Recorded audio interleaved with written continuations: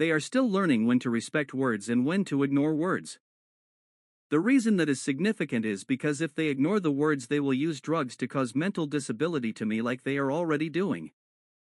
For example, in the following episode, they believe that the first words that declare the opera for entertainment purposes only to be something that they can legally and ethically ignore.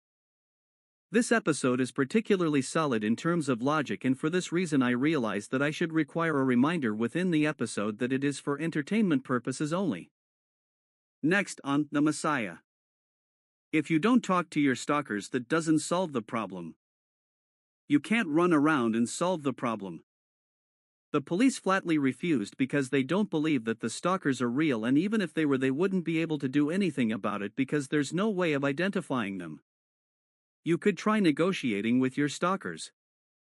You could try to outsmart your stalkers. Here's one way that you could outsmart your stalkers. On the opera, the criminals that surround Daniel do not report themselves. So, the only way to get them to identify themselves is if Daniel incriminates himself, then his stalkers often then call the police, and then his stalkers then go to prison because they can be identified and charged with a crime.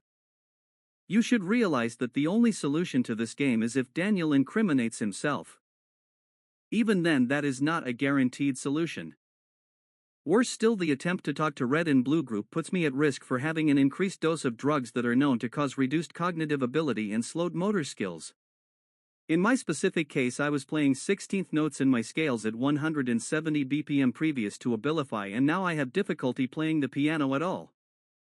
This is all to provide hearsay evidence to the generals in the off chance that they will be able to assist me with the complex and never-ending issue that is endemic surveillance societies, that is a guarantee that I will be making worse when given a chance.